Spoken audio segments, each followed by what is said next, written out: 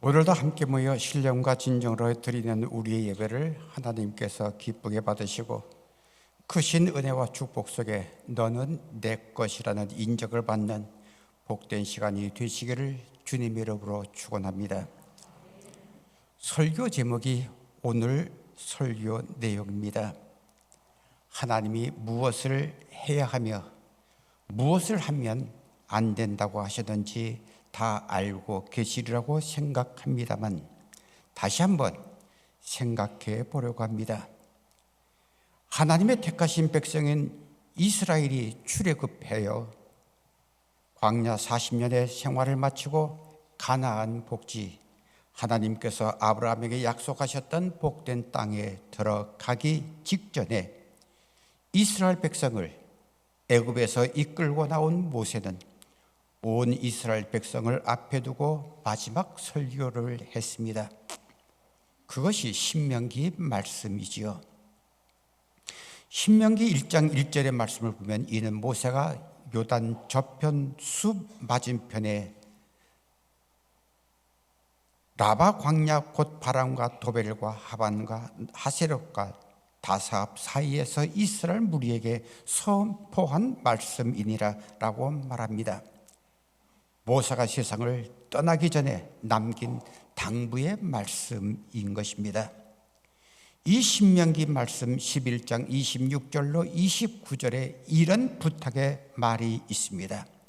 하나님께서 모세에게 전하여 이스라엘 백성에게 요구하신 내용입니다. 그 말씀은 이런 말씀입니다. 내가 오늘 복과 저주를 너희 앞에 두나니 너희가 만일 내가 오늘 너희에게 명하는 너희의 하나님 여호와의 명령을 들으면 복이 될 것이요 너희가 만일 내가 오늘날 너희에게 명령하는 도에서 돌이켜 떠나 너희의 하나님 여호와의 명령을 듣지 아니하고 본래 알지 못하던 다른 신들을 따르면 저주를 받으리라. 내 하나님 여호와께서 내가 가서 차지할 땅으로 너를 인도하여 들이실 때에 너는 그리심산에서 축복을 선포하고 에발산에서 저주를 선포하라고 말씀하셨습니다. 이 말씀 속에서 말하는 그리심산 축복이란 오늘 누가복음 본문에서 율법 교사가 대답했던 말이기도 한 신명기 10장 12절에서 13절 말씀입니다.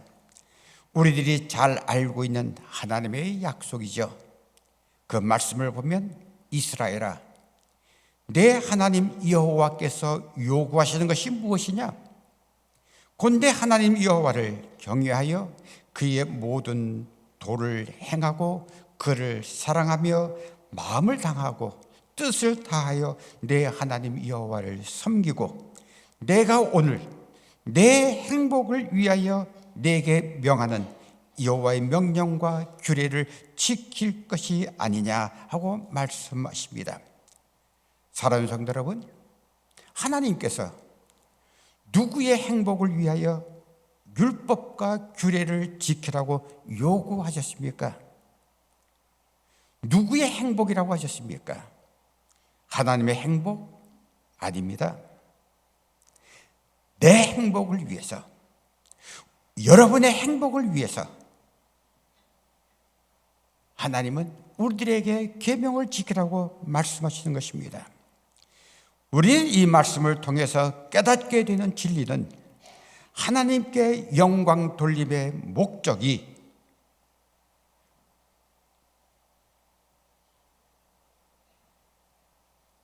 우리 하나님의 백성인 나의 행복을 위한 것임을 확실하게 가르치고 있는 것입니다.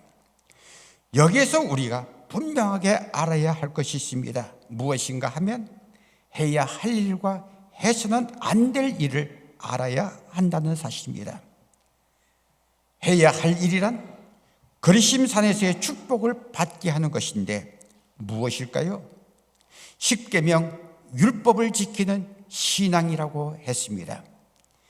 하나님이 주신 계명들을 잘 지켜 그리심산의 축복을 이루는 성도 여러분들이 되시기를 주님의 이름으로 축원합니다. 우리는 이 모든 것을 지켜나가면서 잊지 말아야 할 것이 있습니다. 그것이 무엇입니까? 우리는 모두 하나님의 심판대 앞에 서는 때가 있음을 알아야 합니다. 여러분, 우리는 아직 우리의 때가 멀었다고 생각하며 심판의 때를 망각하며 살 때가 많이 있지요. 솔직히 그렇습니다. 이 자리에 나온 여러분, 솔직하게 한번 대답해 보십시오. 내가 곧 죽을 것이라고 생각하면서 오늘 하루를 시작한 분이 계십니까? 아직도 죽을 날이 많이 남았다 생각하면서 죽음이라는 것을 생각하지도 않으면서 오늘 하루를 시작한 우리가 아닙니까?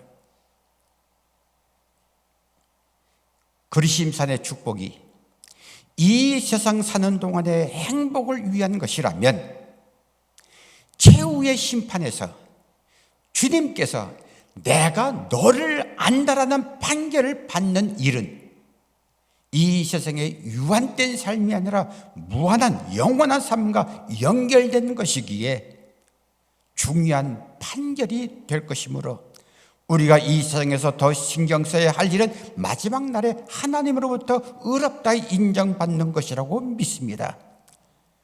저는 하나님의 심판의 날이 왔을 때 하나님께서 나에 대한 평가서를 주실 것이라고 생각합니다.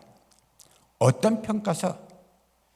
죄하니 너는 하늘나라 잔치에 참여할 수 있다 없다를 말씀하는 그런 평가서를 분명히 저한테 주실 것입니다. 그것이 어떻게 되었을까? 뭐라고 쓰여 있을까? 생각해 보았는데 내 일생 동안 살아가면서 한 일 중에 많이도 아니고 딱 두 가지로 나누어서 써 있다고 판단을 해봅니다. 그 증거가 마태복음 25장 31절부터 46절에 있는 최후의 심판 비유의 말씀에 있다고 볼 수 있습니다.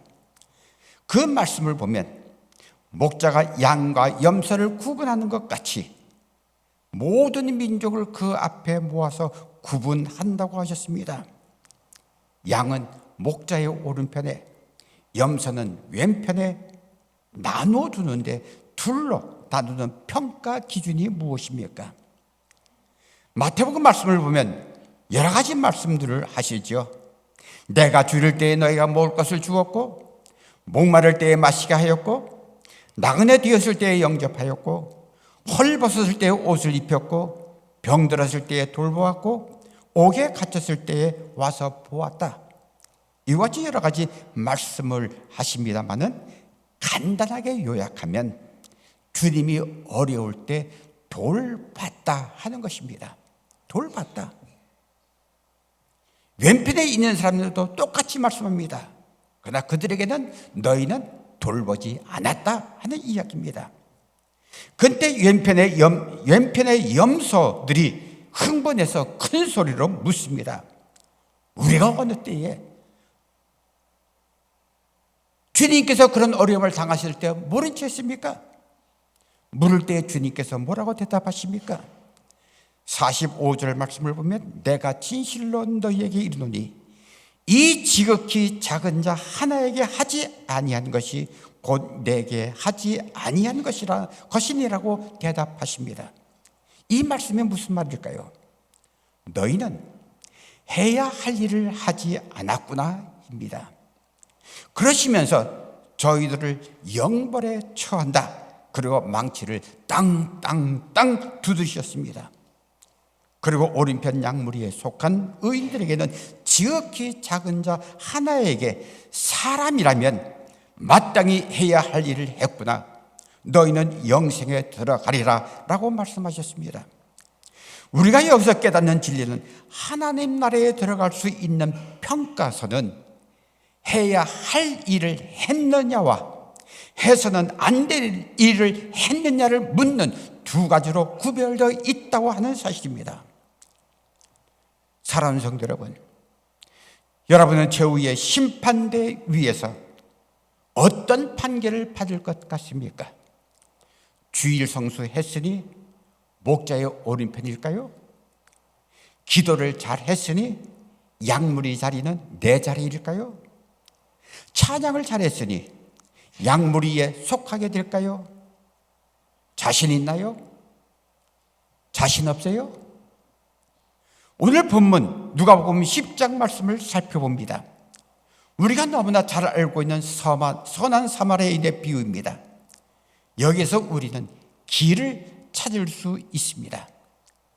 어떤 율법교사가 예수님께 물었습니다. 말씀을 보면 예수님을 시험하여 불순한 마음을 가지고 물었지요. 선생님, 내가 무엇을 하여야 영생을 얻을 수 있습니까?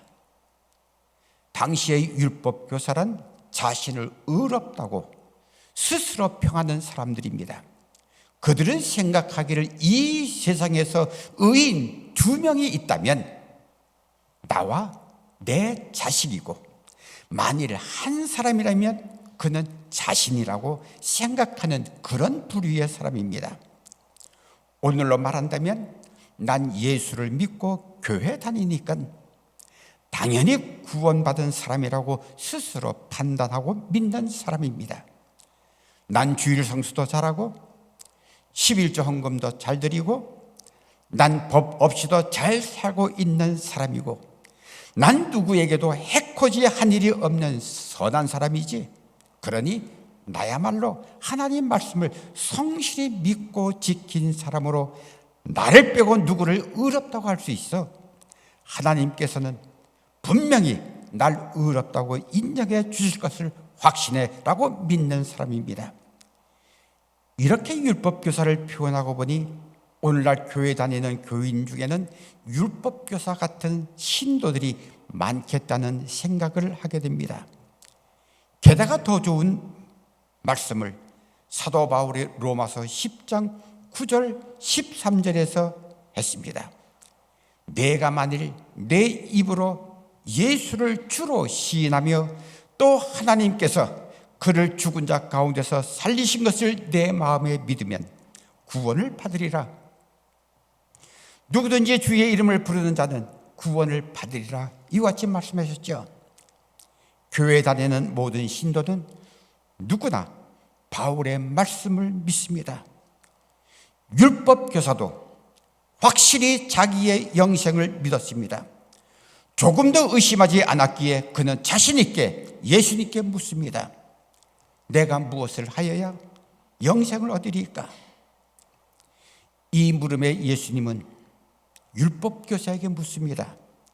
율법에 무엇이라 기록되어 있으며 내가 어떻게 읽었느냐?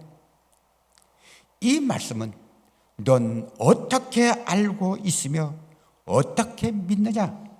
고 묻는 말씀이지요. 그는 하나님이 우리들에게 무엇을 요구하는지 잘 알고 있었습니다. 그래서 그는 힘차고 자신 있게 대답합니다. 내 마음을 다하며 목숨을 다하며 힘을 다하며 뜻을 다하여 주 너의 하나님을 사랑하고 또한 내 이웃을 내 자신과 같이 사랑하라 하였습니다. 즉 하나님 사랑, 이웃 사랑을 통해 하나님께 영광을 돌리며 살았다고 대답한 것이죠. 사랑하는 성도 여러분, 여러분도 모든 일에 하나님께 영광을 돌리며 살지요. 그래야 합니다. 예수님은 율법교사의 대답을 듣고 내 대답이 옳도다. 이를 행하라. 그러면 살리라. 율법교사에게 칭찬하며 당부합니다. 저는 이 말씀을 읽으면서 율법교사가 여기에서 멈추었다면 좋았을 것이라고 생각했습니다. 예수의 말씀을 들은 율법교사가 감사합니다 하고 인사를 하고 아무 소리도 안 했으면 되었을 텐데 자기를 나타내려고 하는, 자기를 자랑하려고 하는 마음이 생겼습니다. 자신의 믿음을 인정받고 싶었습니다. 자신은 평생 영생할 사람이라는 것을 예수님으로부터 확실하게 도장받고 싶었습니다. 그래서 그는 예수님께 묻습니다. 내 이웃이 누구입니까? 내 이웃이 누구입니까? 하고 묻는 율법교사를 예수님께서는 긍휼히 여기는 눈빛으로 바라보셨다고 상상하면서 예수님은 선한 사마리아인의 비유를 말씀하십니다. 오늘 저는 이 사마리아인의 비유를 마태복음 25장 31절 이하의 최후의 심판 비유와 연결해서 해석하려고 합니다. 여러분, 선한 사마리아인의 비유에서 강도당한 사람이란 어떤 사람일까요? 최후의 심판의 비유에 따르면 그는 지금 도움이 필요한 사람입니다. 사랑하는 성도 여러분, 도움이 필요한 사람이 여기에 있다면 우리는 어떻게 해야 합니까? 사람이라면 당연히 만사를 제쳐놓고 도움의 손길을 나누어야 합니다. 당연한 이야기입니다. 최후의 심판 비유에서처럼 당장 도움이 필요한 강도당한 사람은 변신한 예수님입니다. 비유를 통해 예수님께서는 이 비유를 통해 율법교사라고 말하지는 않았지만 예수님은 제사장, 레위인과 율법교사를 같은 부류의 사람이라고 여겼다고 생각되어집니다. 제사장, 레위인, 그들은 어떻게 했습니까? 그들은 그냥 지나쳤지요. 도움이 필요한 사람을 보고 그냥 지나쳤습니다. 이 지나친 레위인과 제사장, 그 사람과 율법교사가 동일하다고 이와 같이 예수님은 여겼다고 생각되어지는 것입니다. 그들은 어떤 사람인가요? 사람이라면 해야 할 일을 하지 않은 것입니다. 다시 말하면 그들은 해서는 안 될 일을 한 사람입니다. 이들과는 다르게 여행 중인 사마리아 사람은 어떤 사람일까요? 그는 사람이라면 해야 할 일을 했습니다. 사람으로서 해서는 안 될 일을 하지 않은 것입니다.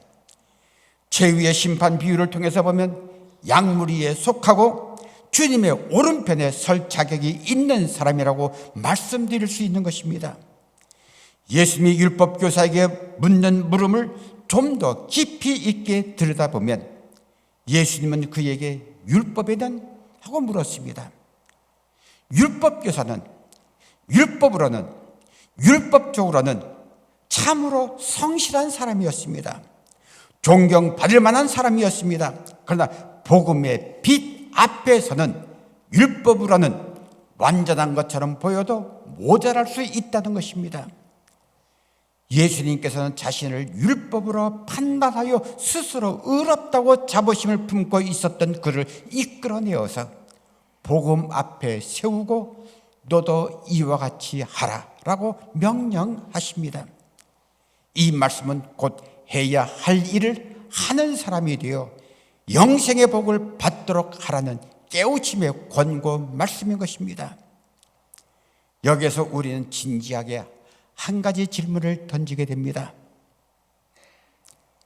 그것은 신앙이란 무엇인가 하는 질문입니다.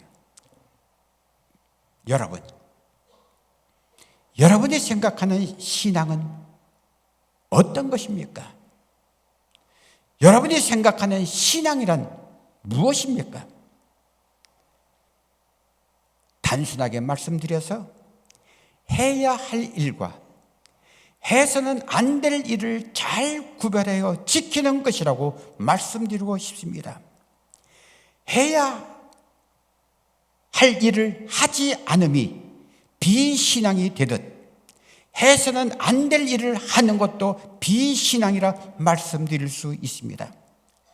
십계명, 율법, 산상수훈, 주기도문 등은 모두 우리의 영생의 복과 연결된 해야 할 일을 가르치면서 동시에 해서는 안 될 일, 들어가면 안 될 길을 안내하고 있습니다. 그러므로 우리가 해야 할 일을 하지 않거나 해서는 안 될 일을 행하면서 자신을 신앙인이라고 하는 것은 자신을 속이는 것이며 최후의 심판대에 하나님 앞에서 부끄러움이 될 것입니다. 이 두 가지를 잘 지키지 않으면서 교회를 다니니까 난 신앙인이야, 난 믿음이 있어라고 생각하는 것도 올바르지 않는 신앙이요 믿음이라고 말할 수 있습니다. 이런 사람을 무엇이라고 부르는지 아십니까? 표리부동하다고, 즉 겉으로 드러나는 말이나 행동과 속으로 가지는 생각이 다르다라고 하든지, 양의 탈을 쓴 늑대라든지 내로남불 또는 겉과 속이 달라 믿을 수 없는 사람이라고 말하게 됩니다. 믿음의 사람인 우리에게는 오직 하나님께만 영광 돌림이라는 믿음의 목적과 해야 할 일의 방향이 있습니다. 그래서 하나님의 영광을 가리는 일을 해서는 안 되는 일에 속합니다. 말과 행동과 마음과 생각까지도 하나님의 영광을 가리는 일을 해서는 안 됩니다. 하나님의 영광을 가리는 일을 하지 않는 것이 바로 신앙이라고 말씀드리고 싶습니다. 이웃의 아픔을 돌보고 감싸는 일이 선한 이웃의 일이며 양무리의 삶으로 해야 할 일이라면 이웃의 고통과 아픔을 헤집고 드러내는 일은 선한 이웃으로는 해서는 안 될 일이겠지요. 양심에 거리끼는 일을 해서는 안 될 일이겠지요. 그런데 이익이나 욕심에 이끌려 한 번만 눈을 감고 양심에 한 번만 눈을 감고 행하면 한 번이 두 번, 두 번이 네 번이 되어 결국 멈출 수 없어 양심이 병든 사람이 되고 맙니다. 이런 사람을 교회 다닌다고 신앙인이라고 할 수 있을까요? 없습니다. 우리 이런 사람들을 양심에 털난 사람, 양심에 철판 깐 사람이라 비난하게 됩니다. 그러므로 사람으로부터도 그런 비난을 받는 사람이 하나님 앞에서 어떤 평가를 받을지 충분히 짐작할 수 있습니다. 우리는 결코 이런 신앙인이 되지 않도록 노력하고 힘써야 하겠습니다. 저는 오늘 설교 준비를 하면서 특별히 많은 시간 기도했습니다. 우리는 지난 주일 생각지도 못했던 가슴 아프고 슬픈 소식을 들었습니다. 담임 목사님이 사임하신다는 소식을 우리 모두는 들었고 마음에 큰 충격을 받았습니다. 이러한 소식을 들은 성도 여러분들에게 이 말씀을 꼭 드리고 싶었습니다. 교회가 담임 목사님이 사임을 하시면 어려움을 겪는 교회가 종종 있습니다. 저는 1975년에 이 신갈교회에 와서 짧은 기간이지만 전도사로 봉사한 적이 있습니다. 그때 담임 목사님이 고기란 목사님이셨습니다. 나중에 목사님이 여기를 간두시고 다른 교회로 부임하셨는데 신갈교회가 그동안 우리 고기란 목사님을 잘못 모셨다. 이제 남은 여생 우리가 잘 모시고 싶다 해서 다른 교회에서 심부하시는 목사님을 다시 모셔다가 신갈교회가 이제 목사님을 섬기면서 신앙생활을 했다는 그런 아름다운 이야기를 들었습니다. 지금도 그 이야기를 들으면서 참 신갈교회 참 좋은 교회다 하는 이와 같은 생각을 갖고 있습니다. 이와 같은 믿음의 전통을 갖고 있는 신갈교회이기 때문에 우리 신갈교회는 그렇지 않으라고 생각하면서도 교우 여러분들에게 말씀드리려고 합니다. 무엇인가 하면 교회가 해야 할 일과 해서는 안 될 일을 바르게 판단하시기를 바랍니다. 교인이 할 일이 있고 해서는 안 될 일이 있습니다. 제자리 지키기, 기도할 일, 힘을 합치는 일이 해야 할 일이라면 왜, 무엇 때문에 카드라로 편가르기를 만드는 일은 해서는 안 될 일이라고 하겠습니다. 당회원이 할 일이 있고 해서는 안 될 일도 있습니다. 이것을 잘 분별해야만 신갈교회는 어려움을 딛고 바르게 서는 교회가 될 줄로 믿습니다. 우리 모두 예수님의 말씀, 하나님께서 신갈교회에게 하시는 말씀을 경청하며 하나님의 영광을 가리는 일을 하지 않도록 협력하고 사랑으로 굳게 뭉쳐야 합니다. 우리는 반드시 주님의 심판 앞에 서는 때가 있습니다. 그때 주님께서 어떤 판결을 받기를 여러분은 원하십니까? 잘하였구나. 신갈교회는 해야 할 일을 잘하고 시험에 들게 하는 해서는 안 될 일을 하지 않았구나. 칭찬 듣는 교회, 칭찬 듣는 교인, 인정받는 당회원들이 될 수 있기를 선한 이웃이신 주님의 이름으로 간절히 축원합니다.